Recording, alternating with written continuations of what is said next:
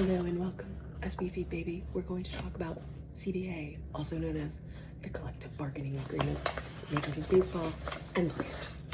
So for those of you who are unaware, which I was until recently, I didn't know as many details as I now know today. I decided, like I said, to research so that I can bring it back to all of you. So the Collective Bargaining Agreement, what it does basically is says how salaries get paid, how players can get paid, the contracts, what types of contracts they can have, free agency, when they become a free agent, all that kind of good stuff.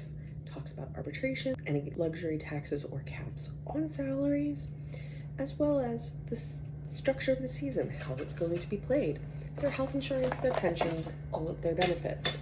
So all of that is included in the CBA. The CBA expires at the end of 2026.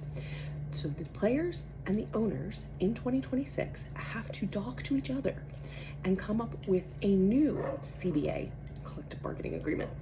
If they do not, that is when we go into a potential lockout.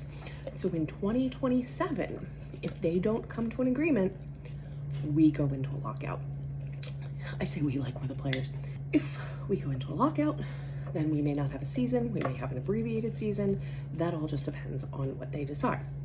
But the important thing is that they're going to be talking. Now, obviously, from a player's perspective, in terms of contracts, they're going to want to continue the way things are in a lot of ways, because who wouldn't? Basically, collective bargaining agreement expires at the end of 2026. They have to make a decision. The players union and the owners have to get together and come up with a new collective bargaining agreement starting in 2027. Again, all about how they get paid, the type of contracts, when they can become a free agent, how they accrue their time, how they get benefits, how they get all of their things, any caps on salaries, and luxury taxes that the teams have to pay. So the next couple parts of this, we're going to talk about how this impacts the league, how it impacts going into 2027, and how it will impact specifically the Phillies and some of the players on the Phillies. I hope you join us as we make sourdough and talk about collective bargaining. See you later.